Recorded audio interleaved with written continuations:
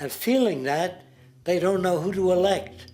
They think in terms of a democracy, which is not possible in a monetary-based economy. If you have more money to advertise your position, the position you desire in government, that isn't a democracy. It serves those in positions of differential advantage. So it's always a dictatorship of the elitists, the financially wealthy.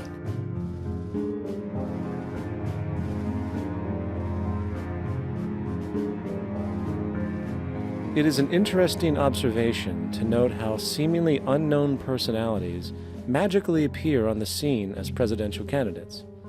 Then, before you know it, somehow you are left to choose from a small group of extremely wealthy people who suspiciously have the same broad social view. Obviously, it's a joke.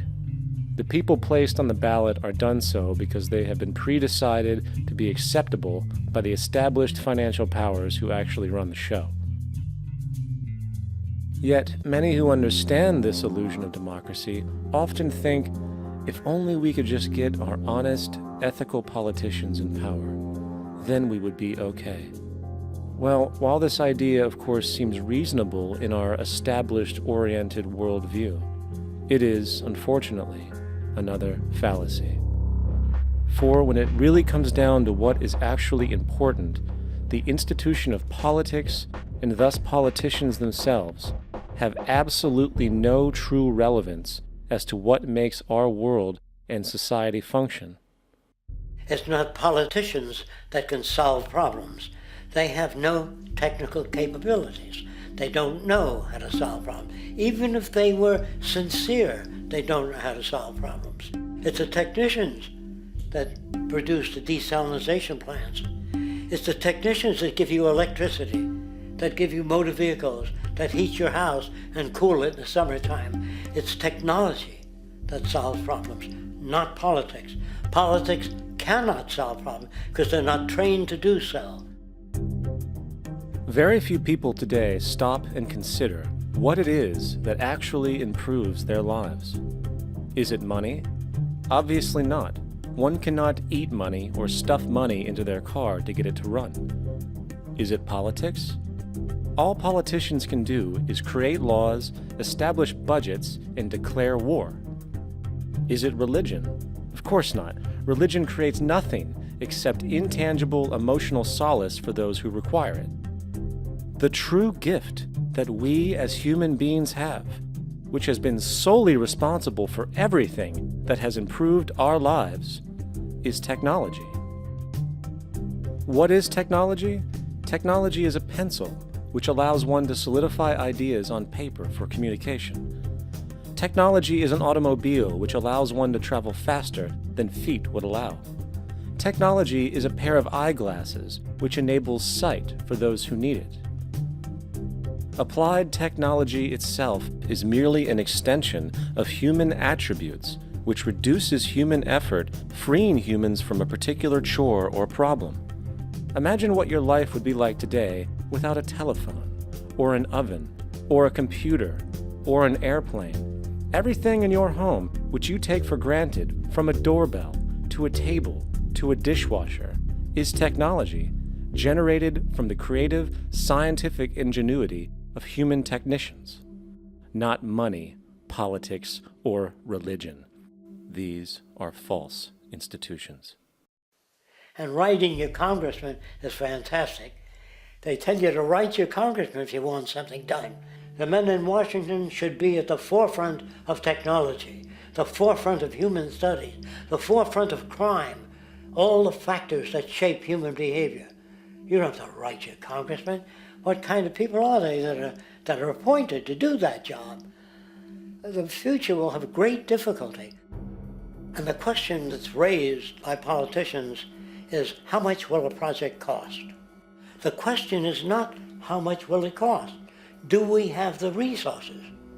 And we have the resources today to house everyone, build hospitals all over the world, build schools all over the world, the finest equipment and labs for teaching and doing medical research. So you see, we have all that, but we're in a monetary system. And in the monetary system, there's profit. And what is the fundamental mechanism that drives the profit system besides self-interest? What is it exactly that maintains that competitive edge at its core? Is it high efficiency and sustainability? No, that isn't part of their design. Nothing produced in our profit-based society is even remotely sustainable or efficient. If it was, there wouldn't be a multi-million-dollar-a-year service industry for automobiles, nor would the average lifespan for most electronics be less than 3 months before they're obsolete. Is it abundance? Absolutely not. Abundance, as based on the laws of supply and demand, is actually a negative thing.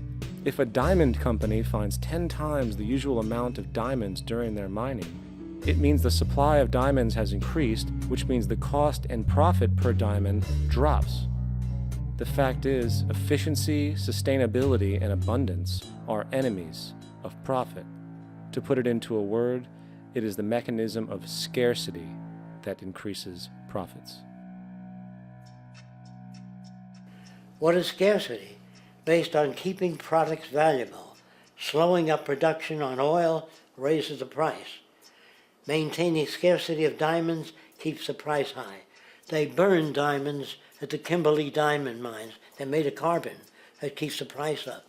So then, what does it mean for society when scarcity, either produced naturally or through manipulation, is a beneficial condition for industry? It means that sustainability and abundance will never ever occur in a profit system, for it simply goes against the very nature of the structure. Therefore, it is impossible to have a world without war or poverty.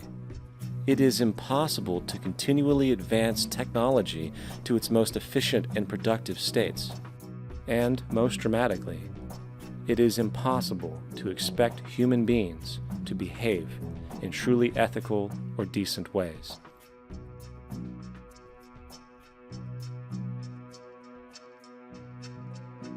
People use the word instinct because they can't account for the behavior.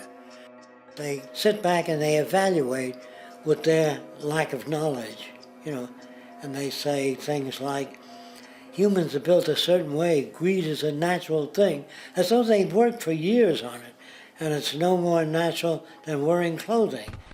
What we want to do is to eliminate the causes of the problems, eliminate the processes that produce greed and bigotry and prejudice and people taking advantage of one another and elitism, eliminating the need for prisons and welfare. We have always had these problems because we have always lived within scarcity and barter and monetary systems that produce scarcity. If you eradicate the conditions that generate what you call socially offensive behavior, it does not exist. The guy said, well, isn't that inborn? No, it's not. There is no human nature, there's human behavior, and that's always been changed throughout history. You're not born with bigotry and greed and corruption and hatred. You pick that up within the society. War, poverty, corruption, hunger, misery, human suffering will not change in a monetary system. That is, there'll be very little significant change. It's going to take the redesign of our culture, our values, and it has to be related to the carrying capacity of the earth, not some human opinion or some politician's notions of the way the world ought to be, or some religious notions of the conduct of human affairs. And that's what the Venus Project is about.